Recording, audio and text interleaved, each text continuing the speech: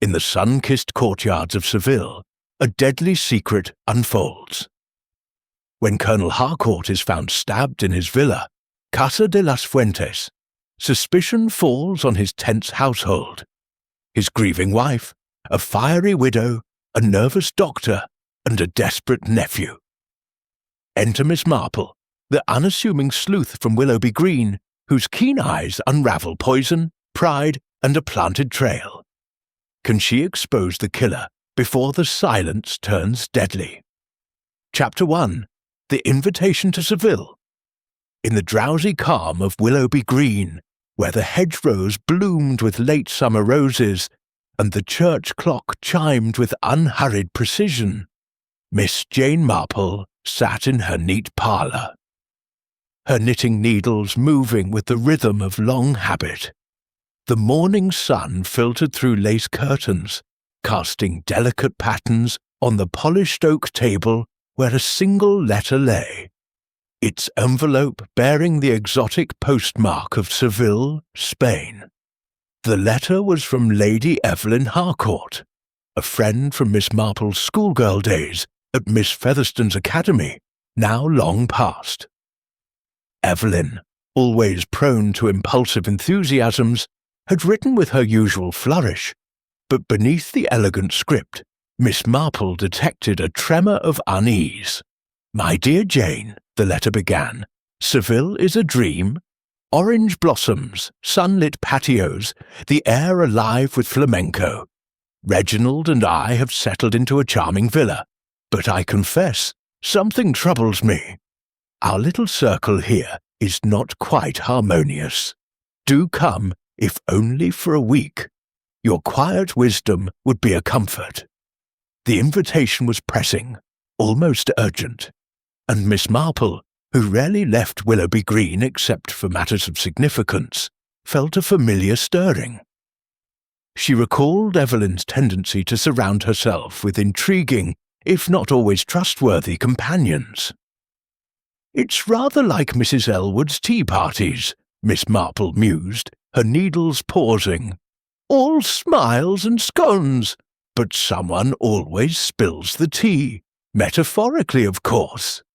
Within a fortnight, Miss Marple found herself aboard a train rattling through the sun-scorched plains of Andalusia, her modest suitcase stowed above, and her knitting bag at her side.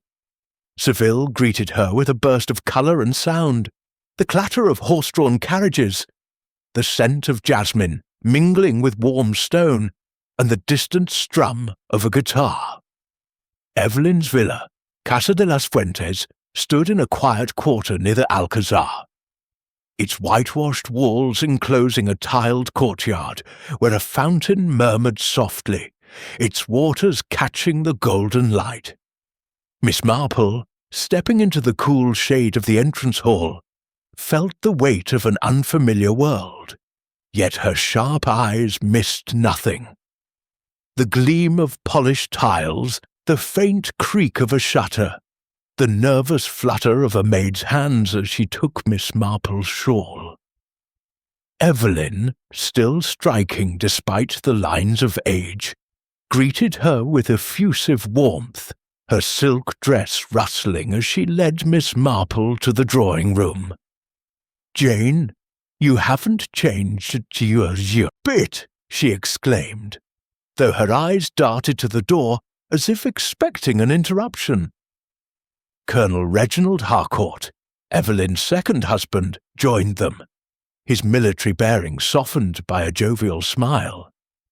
"Delighted, Miss Marple," he boomed, offering a glass of sherry. "Evelyn's told me of your knack for sorting things out. Seville's a paradise, but it has its thorns." His laugh was hearty, but Miss Marple noted a tightness in his jaw, as if he spoke more truth than he intended. The household, as Evelyn introduced them over dinner, was a study in contrasts.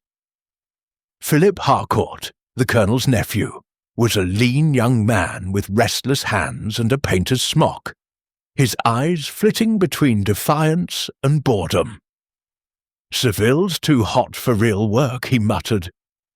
though his gaze lingered on the silver candelabra, suggesting ambitions beyond his uncle's allowance.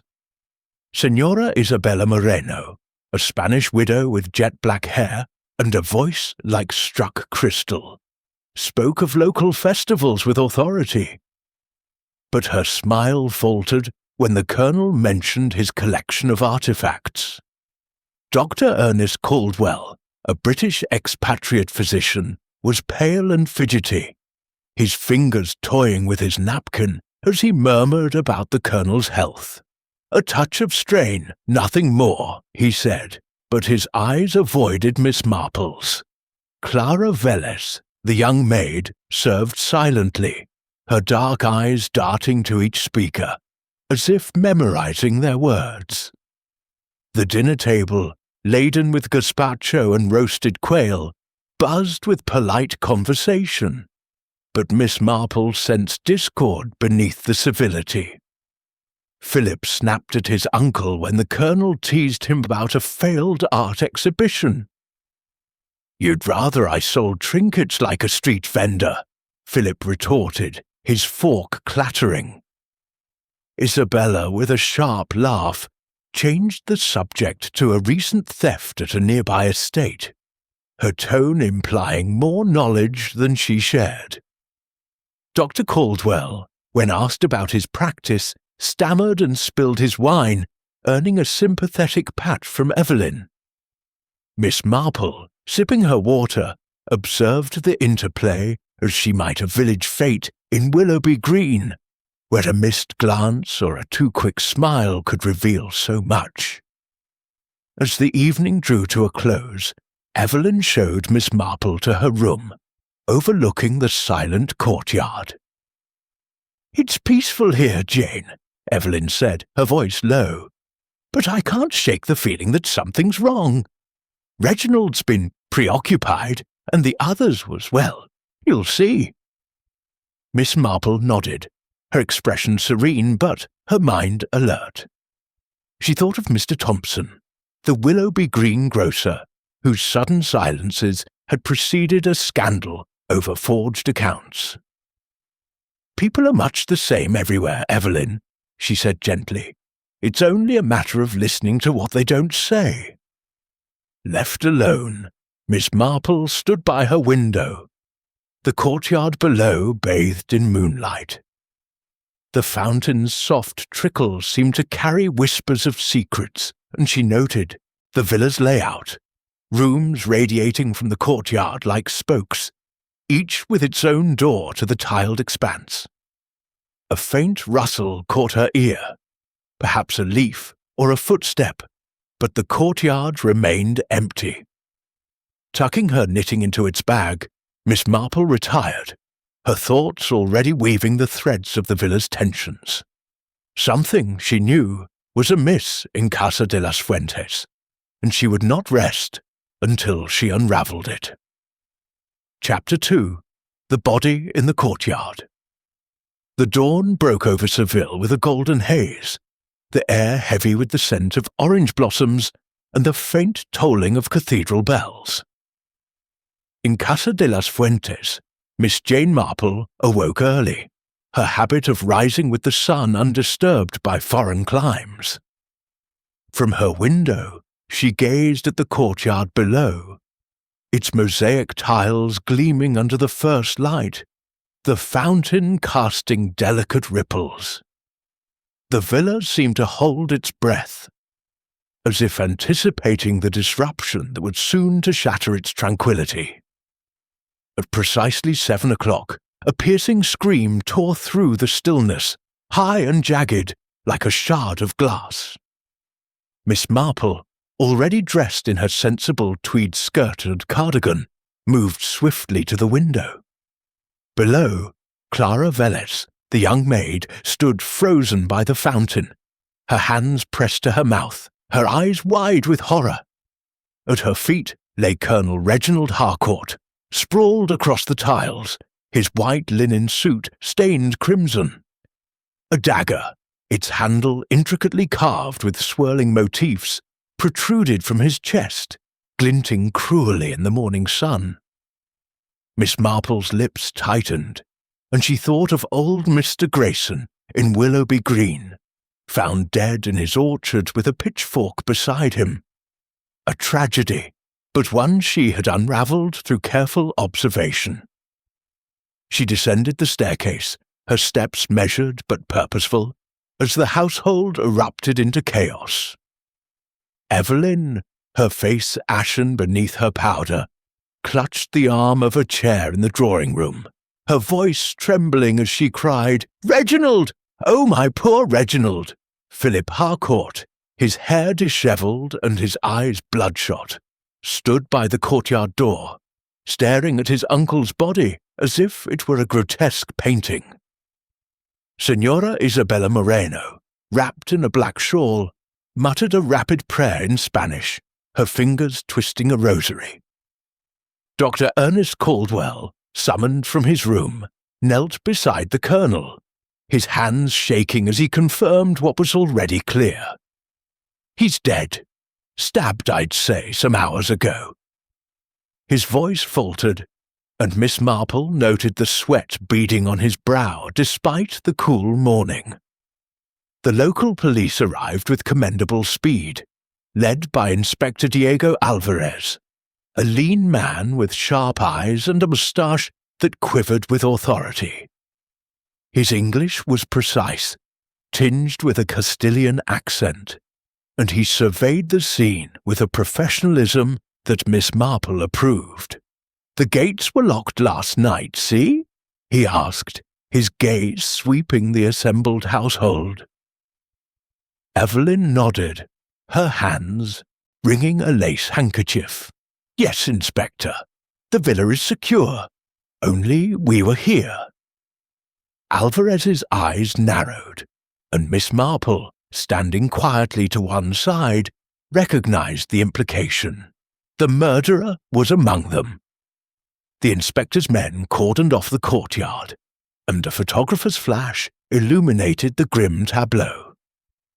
The dagger, Alvarez noted, was one of the colonel's prized artifacts, usually displayed in a glass case in his study. "A weapon of opportunity, perhaps," he mused. But Miss Marple, her hands folded neatly, considered the precision of the strike. The colonel's body lay near the fountain, his head resting on a tile etched with a starburst pattern, the blood pooling in a neat circle, undisturbed by footprints. The courtyard's silence, she thought, was deceptive. It held echoes of the night's violence, if only she could decipher them. Alvarez began his interrogations in the dining room, its long table now a makeshift tribunal.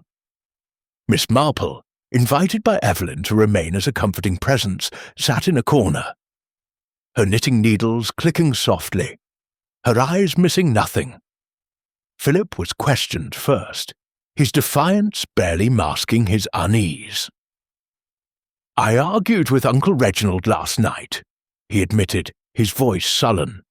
"He thought my painting was a waste of time, said I'd never amount to anything.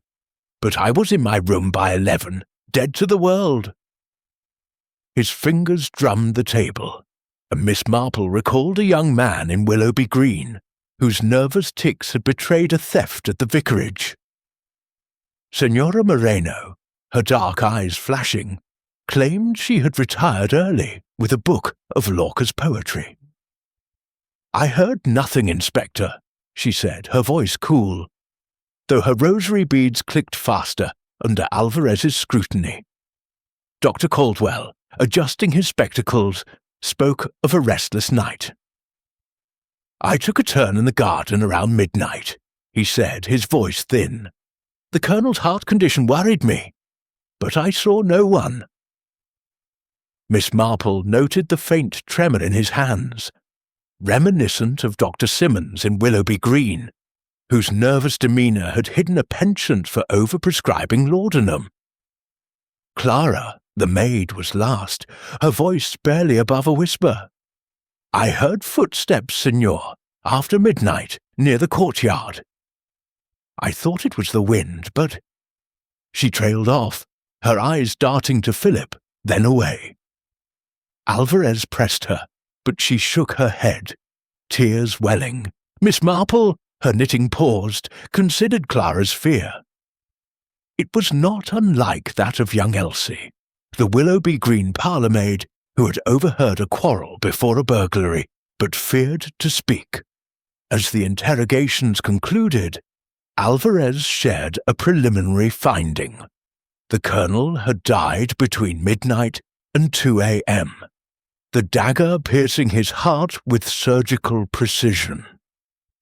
The absence of defensive wounds suggested he knew his attacker or was taken by surprise. Miss Marple, invited to view the scene more closely, stepped into the courtyard. Her sensible shoes soft on the tiles. She noted the dagger's position, driven deep, yet the handle was unmarred by blood, as if wiped clean. The fountain's base, she observed, bore a faint smear of dirt, not yet noticed by the police, as if someone had brushed against it in haste. She also saw a single petal crushed on the tile beside the Colonel, its vibrant red stark against the blue mosaic. Curious, she murmured, her mind turning over the details like a puzzle. Evelyn, still shaken, insisted Miss Marple stay. "You see things, Jane," she whispered, her eyes pleading. "You always did, even at school." Miss Marple patted her hand, her expression serene but her thoughts racing. The courtyard, she realized, was the heart of the villa, its tiles a stage where each resident might have played a part. The dagger taken from the study suggested familiarity with the Colonel's habits. The locked gates pointed inward, but the smear by the fountain and the crushed petal hinted at movement in the dark. As the police departed to continue their inquiries, Miss Marple lingered by the fountain, its gentle splash a counterpoint to the morning's horror. She thought of a Willoughby Green murder, where a misplaced button had unravelled a killer's alibi. Here the courtyard held its secrets tightly, but Miss Marple's eyes, bright and unyielding, were already searching for the thread that would loosen them.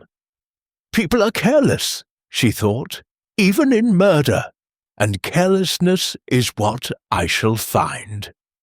Chapter 3. Whispers of Motive. The midday sun hung heavy over Seville, casting sharp shadows across the courtyard of Casa de las Fuentes, where the fountain's murmur seemed to mock the villa's newfound silence. Miss Jane Marple, seated in the shaded loggia with a cup of tea, watched the household through half-closed eyes, her knitting needles idle in her lap. The morning's horror had settled into a restless unease, and the air vibrated with unspoken suspicions. Evelyn, pale but composed, joined her, her fingers twisting a pearl brooch as she whispered, "Jane, how does one bear it? Reginald gone, and one of us." Her voice faltered, but Miss Marple's gentle pat on her hand conveyed more than words could. The villa's residents moved like actors in a play, each careful to conceal their true role. Philip Harcourt, lounging in a wicker chair, sketched idly on a pad, his pencil strokes sharp and erratic, as if venting some inner turmoil. Senora Isabella Moreno, her black dress a stark contrast to the courtyard's vivid tiles, paced near the fountain, her lips moving silently as if rehearsing a defense. Dr. Ernest Caldwell, summoned to prescribe a sedative for Evelyn, fumbled with his medical bag, his eyes darting to the study door where the Colonel's artifacts still gleamed. Clara Velez, the maid, polished silver in the dining room, her movements mechanical, her gaze flitting to the courtyard as if it held ghosts. Miss Marple, sipping her tea, reflected on a case in Willoughby Green, where a farmer's death had hinged on a whispered conversation overheard at the village fete. Here, she sensed, the motives lay in the shadows of the colonel's life, his wealth, his artifacts, his authority. Evelyn, prompted by Miss Marple's gentle questions, revealed details of the colonel's will, drawn up a year prior. "Reginald intended everything to me," she said, her voice low. "But Philip was to receive a legacy, a modest one, mind you, for his art. He was furious when Reginald hinted at revising it." Miss Marple nodded, noting the parallel to young Tommy Pierce and Willoughby Green, whose expectations of an inheritance had led to bitter quarrels. A discreet inquiry with Evelyn uncovered another thread. Signora Moreno had borrowed a substantial sum from the colonel to save her family's vineyard. A loan he had recently demanded, repaid with interest. "Isabella was proud," Evelyn confided. "She took it badly, said it was an insult to her heritage." Miss Marple's eyes flickered with interest. Pride, she knew, could be as deadly as greed. Recalling a Willoughby Green widow who had sabotaged a rival's garden over a slight to her roses. Miss Marple's thoughts turned to Dr. Caldwell, whose nervous demeanour intrigued her. Over tea, she drew him into conversation, her tone deceptively mild. "You must find Seville a change from England, Doctor," she said, her needles resuming their soft click. Caldwell, adjusting his spectacles, admitted to a failed practice in Brighton, driven under by debts. "The colonel was kind, letting me stay here," he said, but his voice tightened when Miss Marple mentioned the colonel's heart condition. "A mild arrhythmia," he said quickly. "I adjusted his pills last month. Nothing serious." Miss Marple smiled, but her mind flashed to Dr. Hargreaves in Willoughby Green, whose adjustments to a patient's tonic had concealed a darker intent. Later, Miss Marple strolled through Seville's Alcazar Gardens. The scent of myrtle and the chatter of tourists a welcome contrast to the villa's tension. By chance, she overheard Philip arguing with a local artist, Diego Ruiz, near a stall selling painted tiles. Diego, a wiry man with ink-stained fingers, gestured animatedly. "Your uncle's painting, the one he bragged about. It's a fraud, Philip, I told him, but he wouldn't listen." Philip's face reddened, his voice low and urgent. "Keep that quiet, Diego, or we're both ruined." Miss Marple, pausing to admire a rose bush, noted Philip's desperation. The colonel's collection, she mused, might hold more than aesthetic value, perhaps a secret worth killing for. Returning to the villa, Miss Marple sought out Clara, finding her in the pantry, arranging jars of preserved lemons. The maid's hands trembled as she answered Miss Marple's gentle questions. "Signora Moreno was angry with the colonel," Clara, whispered, glancing at the door. "I heard her in the study last week, saying he'd shamed her family." Miss Marple nodded, her expression encouraging but her mind alert. Clara's fear reminded her of a Willoughby Green housemaid who had seen too much but feared to speak until pressed.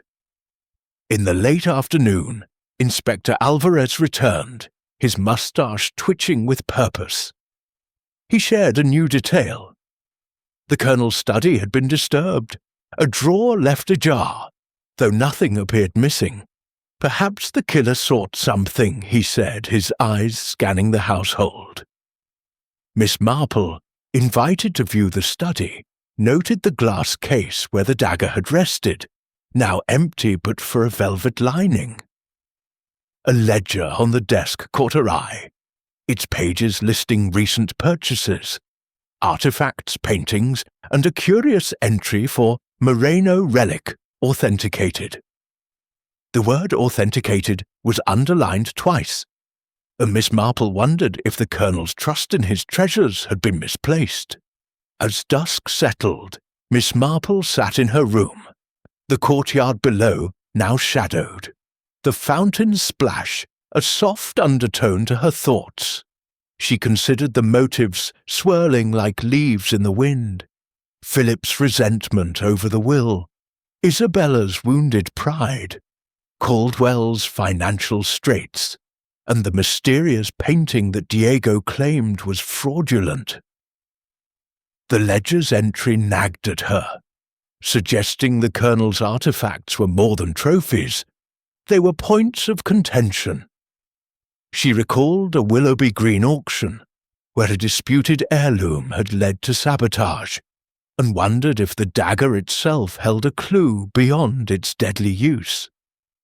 Evelyn, stopping by to bid good-night, looked drawn. "Jane, do you think the police are right to suspect Philip?" she asked, her voice trembling.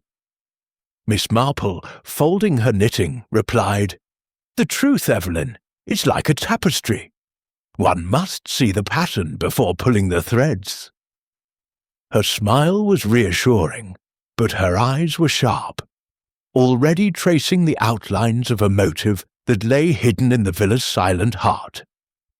As Evelyn left, Miss Marple glanced at the courtyard, where a single tile gleamed oddly under the moonlight, as if polished by a careless step.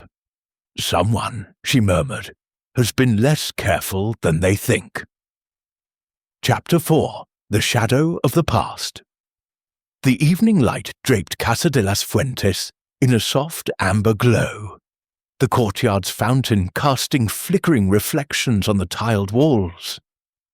Miss Jane Marple, seated in the villa's library with a borrowed volume of Spanish history, felt the weight of the day's discoveries settle around her. The air was thick with the scent of wax polish and old leather. But beneath the villa's polished surface, she sensed a current of secrets, like the undergrowth in Willoughby Green's woods, where hidden roots could trip the unwary. The Colonel's murder, she knew, was not a sudden act, but the culmination of something older. Its roots tangled in the past. Inspector Alvarez's visit that afternoon had stirred the household's unease. He had summoned Miss Marple to the study, where the glass case, now missing its deadly dagger, stood as a silent witness. "Señora Moreno," Alvarez said, his voice clipped, "has a connection to this dagger. The inscription, Por la honra de Moreno, links it to her family's estate." Miss Marple, her eyes tracing the case's velvet lining, recalled the ledger's entry about Moreno relic authenticated. The inspector's discovery suggested a motive rooted in heritage, but she wondered if the dagger's significance was more personal than historical. Señora Isabella Moreno, confronted in the drawing-room, stood tall, her dark eyes blazing. "Yes, my late husband was a Moreno cousin," she admitted, her voice sharp as cut glass. "But that dagger was stolen from our estate years ago, before I met the Colonel. I had no reason to harm him." Her hands clenched, and Miss Marple noted the tremor in her fingers, reminiscent of Mrs. Carter in Willoughby Green, whose indignation over a stolen recipe had masked deeper guilt. Alvarez, unmoved, pressed her about her argument with the Colonel over the vineyard loan. Isabella's lips tightened. "He insulted my family's honor," she said, "but I would not kill for it." Miss Marple, knitting quietly, thought of honor's weight in a proud heart, and filed the observation away. Later, Miss Marple wandered to the courtyard, her shawl draped against the evening chill. The tiles, polished to a mirror sheen, reflected the stars, but her eyes were drawn to a low bench near the fountain, where a faint scratch marked the wood. As if someone had sat there heavily, perhaps in haste. She crouched, her fingers brushing the mark, and noticed a thread of blue silk caught in a splinter. Too fine for Clara's coarse apron, too vibrant for Evelyn's muted wardrobe. Isabella's dress, she recalled, had been a deep azure the previous evening. "Curious," she murmured, tucking the thread into her handkerchief. Her mind turning to a Willoughby Green theft, where a stray thread had unravelled a seamstress's alibi. At dinner, the atmosphere was strained, the clink of cutlery sharp against the silence. Philip, his face pale, avoided his aunt's gaze, his fingers shredding a napkin. Evelyn, fortified by Dr. Caldwell's sedative, spoke little, her eyes red-rimmed. Caldwell himself, seated opposite Miss Marple, was overly attentive, refilling glasses with a forced cheer that did not reach his eyes.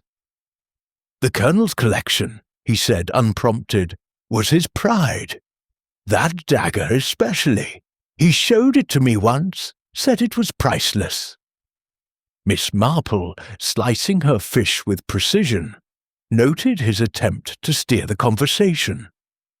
She recalled a Willoughby Green doctor who had deflected suspicion with similar chatter, only to be caught in a lie about a patient's will. After dinner, Miss Marple sought out Philip, finding him in the garden, where jasmine vines twined around a wrought-iron gate. His sketchbook lay abandoned, its pages filled with half-finished studies of the courtyard. "You must miss your uncle," she said gently, her tone inviting confidence. Philip's laugh was bitter. "He thought my art was nonsense, Miss Marple. Said I'd squandered his money on paints and debts." He paused, his eyes narrowing. "He was poking into my affairs, my friends, my debts. He even hired a man to follow me." Miss Marple's expression remained serene, but her mind raced. A hired investigator suggested the Colonel suspected more than youthful folly, perhaps a secret Philip guarded fiercely. In her room, Miss Marple reviewed the day's findings, her knitting needles clicking like a metronome.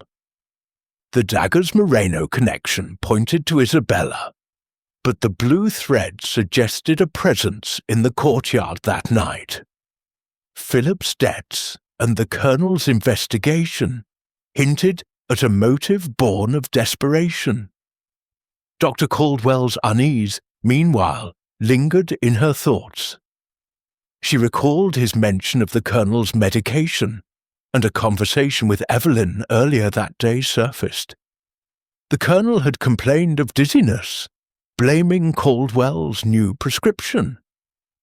Miss Marple, who had once unravelled a poisoning in Willoughby Green through a chemist's careless label, wondered if the doctor's role was more than peripheral.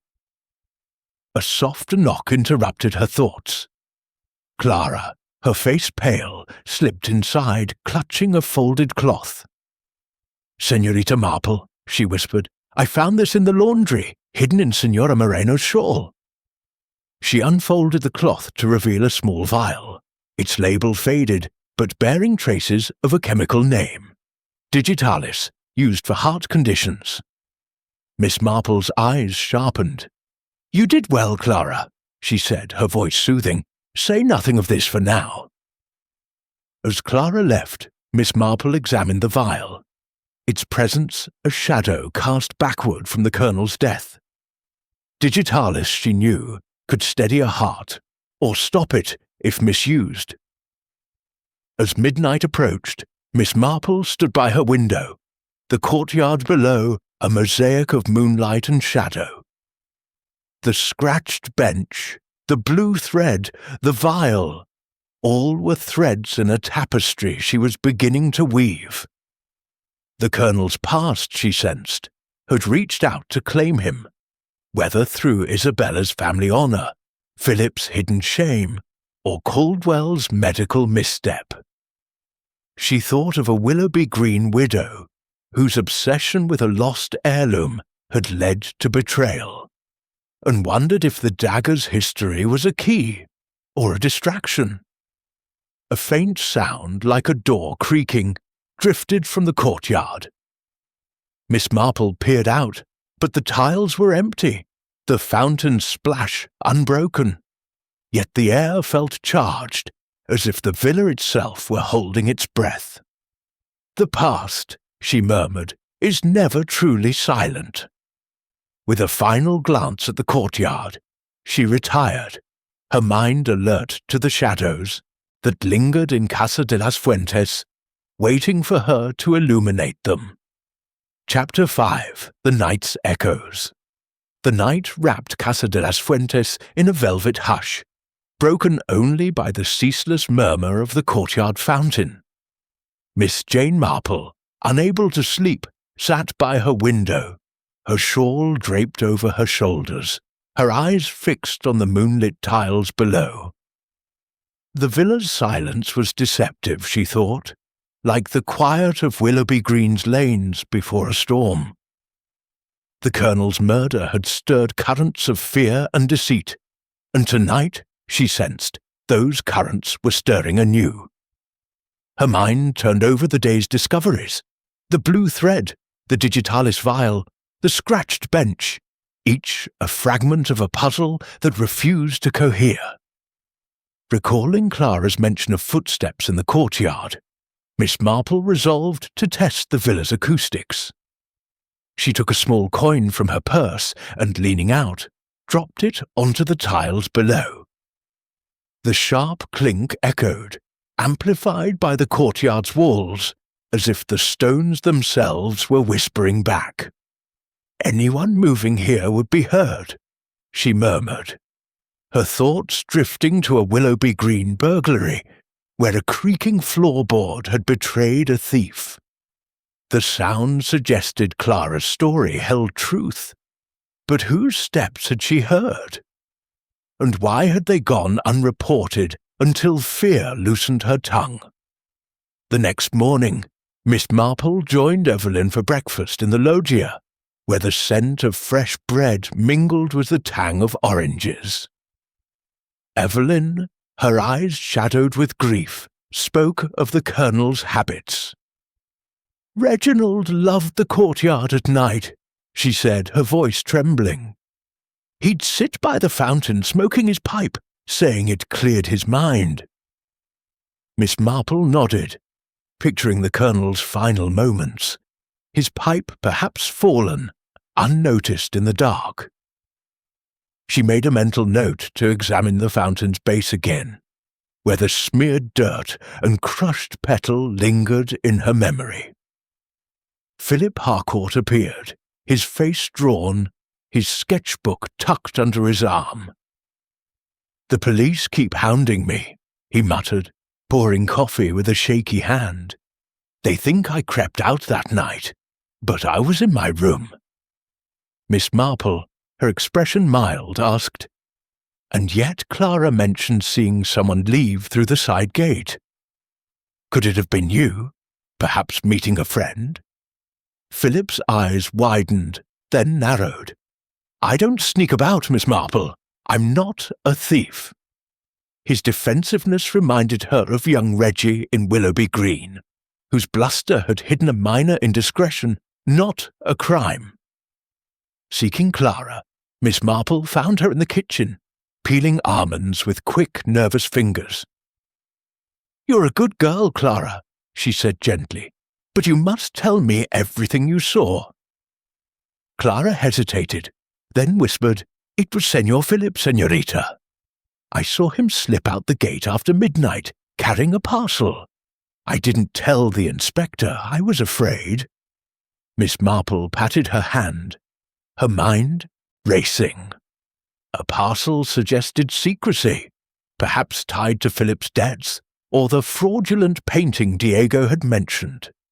She recalled a Willoughby Green lad who had smuggled stolen goods under cover of night, and wondered what Philip's parcel concealed. Later, Miss Marple joined Inspector Alvarez in the Colonel's study, where he was examining a stack of letters. "These are from a London dealer," he said, his moustache twitching. The colonel suspected one of his artifacts, a vase, not the dagger, was a forgery. He was furious, demanded a refund. Miss Marple's eyes strayed to the ledger, still open to the Moreno relic entry. "Did the colonel confront anyone about this?" she asked. Alvarez shrugged. "Not that we know, but he was a stubborn man." Miss Marple, her knitting needles clicking, thought of the colonel's pride in his collection, and how a betrayal of trust might have provoked him. In the afternoon, Miss Marple ventured to the courtyard, her sensible shoes soft on the tiles. She examined the fountain's base, where the smeared dirt formed a faint arc, as if someone had leaned against it. Nearby, she found a small, blackened mark, perhaps from a pipe's ash, overlooked by the police. "The colonel's pipe," she murmured, her mind conjuring his nightly ritual. Had he been interrupted, his pipe dropped in a moment of surprise. She also noticed a faint groove in the tile, as if something heavy had been dragged, too subtle for the untrained eye. It reminded her of a Willoughby Green case, where a scuffed doorstep had pointed to a hurried exit. Dr. Caldwell, passing by, paused to greet her, his smile strained. "You're thorough, Miss Marple," he said, adjusting his spectacles, "almost like a detective." She smiled, her eyes twinkling. "Merely curious, Doctor. Tell me, did the colonel ever complain of his medication's effects?" Caldwell's face tightened. "He was sensitive to changes. I adjusted his dose to stabilize him." His haste to leave piqued her interest, recalling a Willoughby Green apothecary whose excuses had masked a dangerous error. That evening, Miss Marple sat with Evelyn in the drawing-room, the air heavy with unspoken fears. Evelyn, twisting her brooch, confided, "Reginald was worried about Philip's friends. Shady types, he said. He hired a man to watch him, but he never shared the findings." Miss Marple's needles paused. The colonel's investigation, coupled with Philip's midnight errand, suggested a secret worth hiding. She also pondered the digitalis vial Clara had found, its implications pointing to Caldwell, or perhaps a clever misdirection. As night fell, Miss Marple returned to her window. The courtyard a pool of shadow and silver. The fountain's splash seemed to echo the night's events, each ripple a clue to the colonel's fate. The pipe ash, the dragged tile, Philip's parcel, and Caldwell's unease formed a pattern. But one piece was missing. She thought of a Willoughby Green murder, where a misplaced glove had revealed a killer's haste. Here, the courtyard's echoes held the truth, if only she could hear them clearly. A soft creak broke her reverie, a door opening below, followed by a shadow moving across the tiles. It vanished before she could identify it, but the motion stirred her certainty. Someone in the villa was restless, perhaps retracing their steps. "Carelessness," she whispered, "will always betray." With a final glance at the courtyard, she retired, her mind weaving the night's echoes into a tapestry that was beginning to take shape. Chapter 6. The False Trail. The morning sun bathed Casa de las Fuentes in a deceptive glow, the courtyard's tiles shimmering as if untouched by the violence that had stained them. Miss Jane Marple, seated in the villa's breakfast-room with a cup of weak tea, observed the household with her usual quiet intensity. The air was taut with suspicion, each resident moving as if under a spotlight, their gestures betraying the weight of unspoken truths. The colonel's murder, she sensed, was like a Willoughby Green charade, where a false step could reveal the truth, or lead one astray. Inspector Alvarez arrived early, his sharp eyes scanning the room as he announced a breakthrough.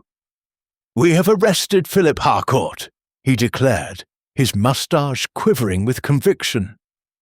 His argument with the colonel, his presence near the courtyard, and his debts give him motive and opportunity. Evelyn gasped, her teacup rattling, while Signora Isabella Moreno's lips curled in a faint, satisfied smile. Dr. Caldwell, adjusting his spectacles, murmured agreement, but his hands trembled.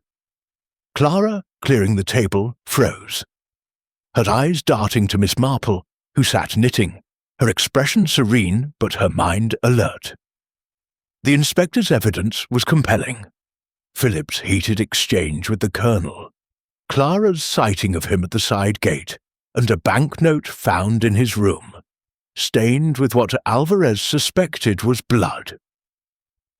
He left the villa that night, perhaps to dispose of evidence, Alvarez said. Miss Marple, her needles clicking softly, recalled a Willoughby Green lad, wrongly accused of theft because his temper made him an easy target.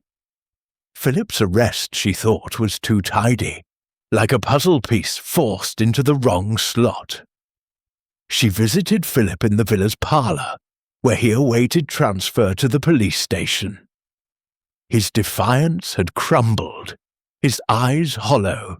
"I didn't kill him, Miss Marple," he insisted, his voice cracking. "Yes, I left that night. To meet Diego Ruiz about a painting, not to murder anyone."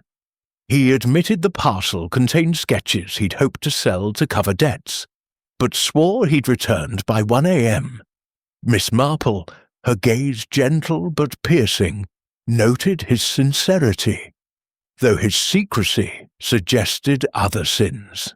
"Truth, Mr. Harcourt," she said, "is often hidden in what we choose to conceal." Seeking clarity, Miss Marple returned to the colonel's study, where the ledger still lay open.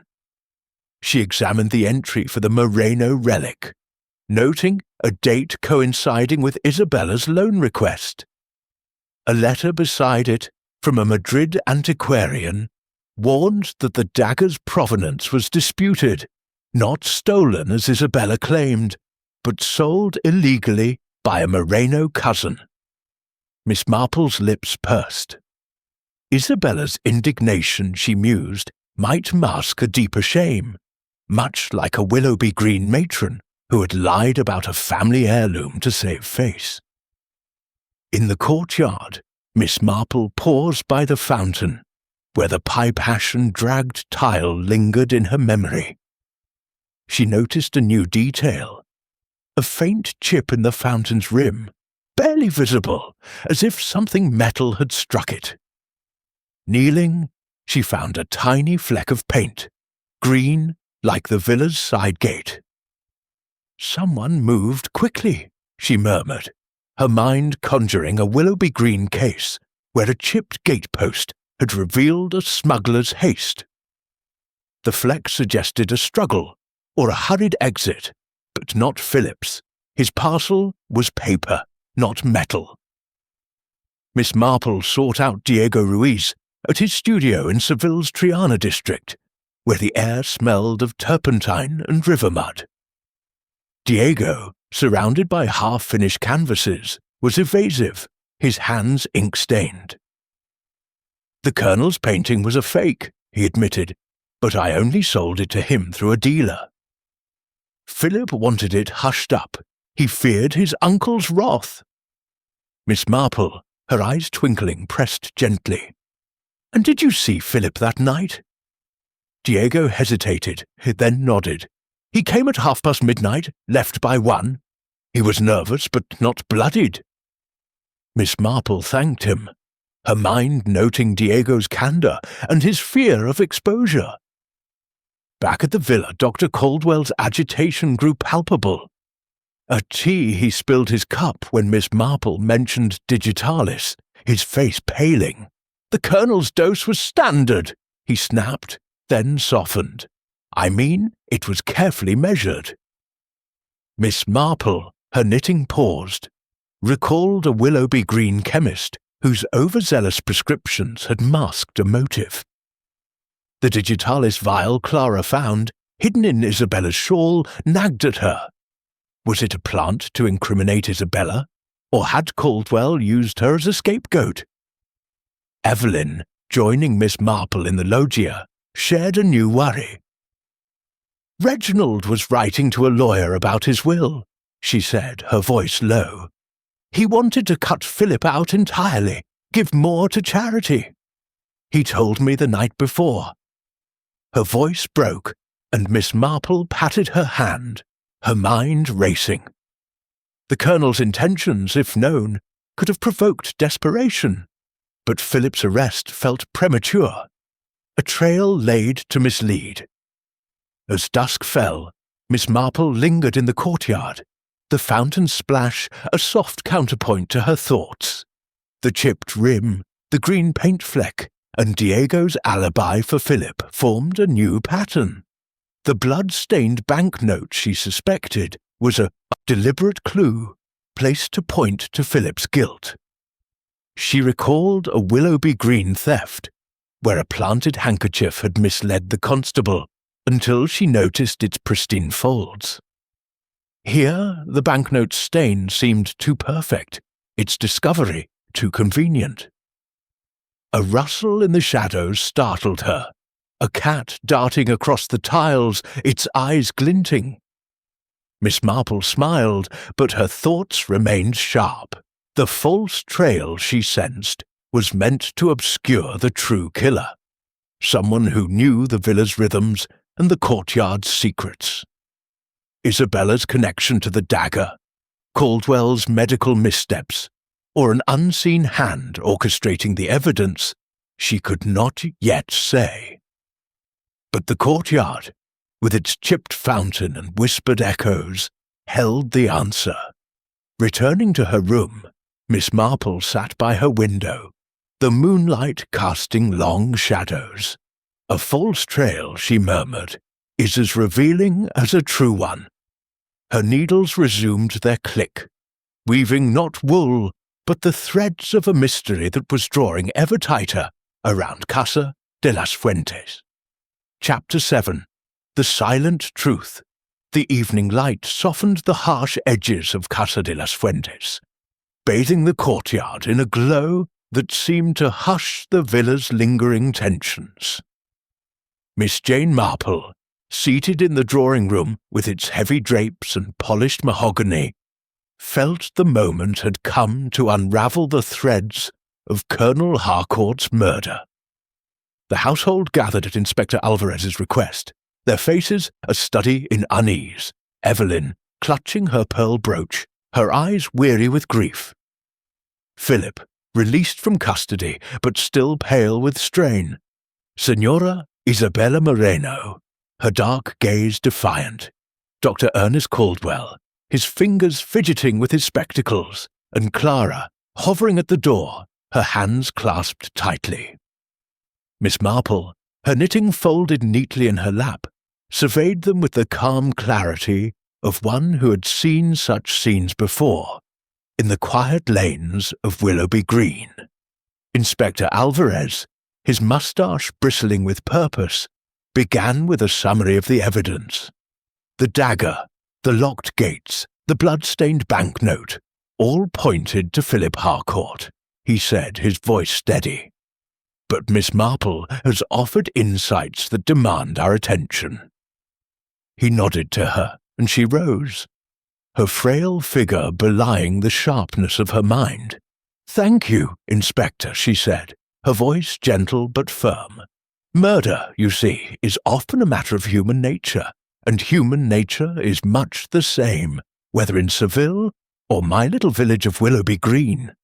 She began with the courtyard, the silent heart of the villa where the Colonel met his end. The fountain smear, the chipped rim, the green paint fleck, these were not accidents, she said, her eyes meeting each suspect's in turn. They told a story of someone who moved with purpose that night, someone who knew the Colonel's habits. She paused, recalling a Willoughby Green case where a scuffed doorstep had revealed a killer's haste. The Colonel sat by the fountain smoking his pipe, as was his custom.